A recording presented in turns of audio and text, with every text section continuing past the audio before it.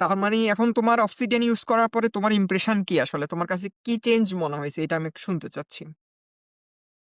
ভাই যেটা সবচেয়ে বড় চেঞ্জ মনে হইছে সেটা হচ্ছে যে আমি আসলে এখন আর খুব একটা চিন্তা ভাবনা করি না নোটটা কোথায় রাখবো বা কি করব। এটা আমার সবচেয়ে ইজি হইছে আসলে যে আমি খুব ইজিলি জাস্ট একটা জাস্ট নোট একটা ওপেন করি একটা ট্যাব।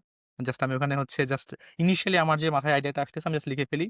অর্গানাইজিং নিয়ে খুব একটা ভাবতে হচ্ছে না। এটা হচ্ছে সবচেয়ে বড় সুবিধা। যেহেতু আরেকটা সবচেয়ে বড় প্রবলেম যেটা আমি আপনাকে শুরুতে শেয়ার করলাম যে, আমার ওসিডি টাইপ একটা প্রবলেম আছে। আমি সবকিছুকে খুবই বেশি অর্গানাইজ করতে যাই এবং আমার এটা নিয়ে অনেকবার সাফার করতে হইছে যে আমি জাস্ট নোট টেকিং এর চেয়ে অর্গানাইজেশন নিয়ে বেশি টাইম দিতেছি।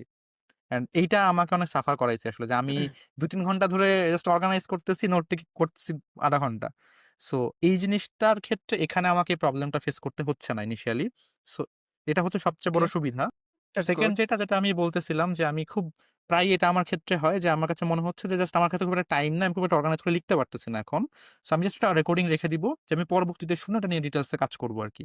বাট এটা তো একটা ট্যাগ বা কিছু দিয়ে এটা রাখতে হবে আসলে। যেটা আসলে জাস্ট আমি ফোনের রেকর্ডারে আসলে করলে আসলে ওটা দিয়ে আসলে খুব একটা কাজ হয় না। সো এখানে আমাকে এই সাপোর্টটাও আসলে Obsidian দিচ্ছে যে আমি জাস্ট অসাম মানে ট্যাগ। জাস্ট রেকর্ডিং করে রেখে দিচ্ছি।